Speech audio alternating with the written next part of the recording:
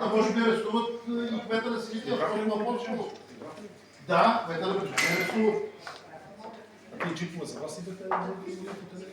Да, за мен те искаха да ми. Да.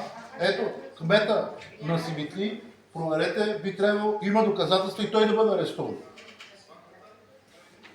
Ако искате, пишете, това е новина, кмета на Брежани е арестуван. Опорочен изборен ден. Там се върнат колегите, там съм показал кой да разпитат как да способни тия двата телефона, които си дават. Ма не бе, това са наши. Единият е член на СИК. Ето имаме СИК, имаме застъпник и тези претекст си слагат бюлетините вътре. Как ще го направим? Аз не мога да разбера. Ево, тия хора от Германия се хванаха за главата. Те не знаят какво се случва. Ма ние друг никой не иска да отразява. Ето. Вижте какъв е вота там.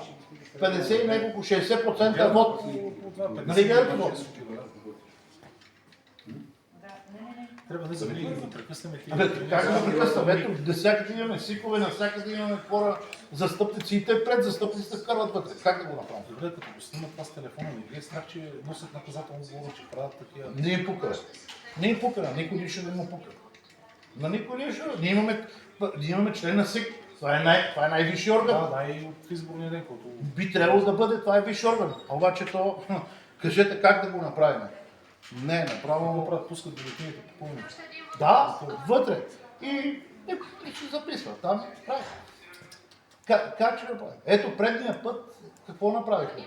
Спреха секцията, забуксуваха им изборите, спреха секцията, напълни си ги, дойдех аз тук пак на пресконференцията и какво да правим? Нищо. Трябва да този сигнал да се... Не знам, иначе другия вариант е да разпускаме държавата. Аз не мога да разбера какво да прави повече. Вие трябва да дадете. Аз искам всички институции да... Може ли този случай сега да го подайте го в ЦИК? Ще го подадем с копия на ЦИК и чакам да вземат само какво са обяснили секцията, за да отиде в... Те вашите хора, помежду другото, сега в момента в Чалича, за което ви благодаря много. Просто не мога да пътувам с трябва. Не, нищо. Днеска... Вашите хора са в момента в ЦИК и да видим какво ще направят. Изпратени са с конкретни задачи на листа написани, кой да разпитат, как да борят подписите в списъка съм ги накарал. Точно така. Защото трябва да се знае в часа на проверката колко са гласували, защото после има друго контролно число. Ние, когато подавахме сигнала, трябва да се види. Когато сме подали сигнал.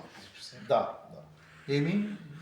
Да се тези данни, когато се съберат, освен че членовете носят административна отговорност, нали, по кодекса, като правят нарушения, те носят наказателна. Това, което ми казвате вие да се направи, това от всякъде е за прокуратура. Мога всякъде. Просто е недопустимо. Подали сме всичко. Дано. Каквото можем ние католики, аз лично казвам го вънка, ще съдействам с нашите правомощия да се изчистят изборните. Добре, сега ти си продължава.